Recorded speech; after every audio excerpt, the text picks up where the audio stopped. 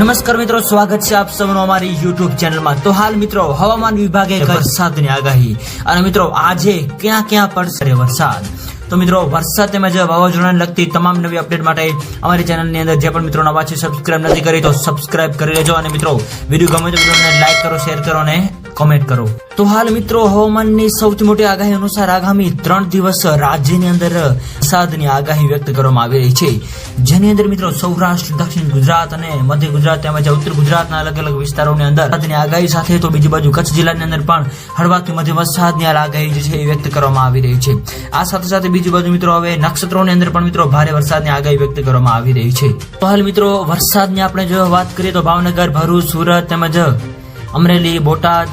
નર્મદા, છોટાઉદેપુર વગેરે વિસ્તારો તેમજ જુનાગઢ, રાજકોટ, પોરબંદર, ગીર સોમનાથ વગેરે વિસ્તારોની અંદર મિત્રો હળવાથી મધ્યમ વરસાદની પણ આગાહી વ્યક્ત કરવામાં આવી રહી છે। આ ઉપરાંત મિત્રો અરબી સમુદ્રની અંદર તેમજ બંગાળની ખાડીની અંદર મિત્રો નવી લો પ્રેશર સિસ્ટમ પણ બનવા જઈ રહી છે, જેની મિત્રો સંપૂર્ણ નવી અપડેટ જે આપતી જશે એમાં અમે તમને જણાવતા રહીશું। તો મિત્રો હાલની જો આપણે વાત કરીએ તો ગુજરાત રાજ્યની અંદર હવે આગામી 5 દિવસ સુધી છે, એવામાં મિત્રો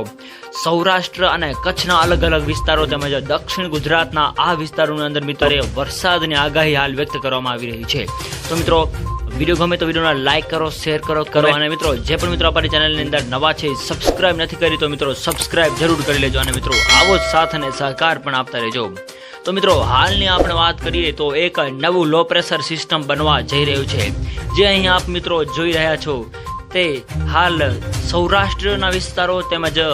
કચ્છના વિસ્તારોની અંદર છે એવો અહેવાલો મળી રહ્યા છે। તો બીજી બાજુ મિત્રો આપણે વાત કરીએ તો રાજ્યની અંદર અલગ અલગ વિસ્તારોની અંદર કચ્છના અને સૌરાષ્ટ્રના વિસ્તારોની અંદર મિત્રો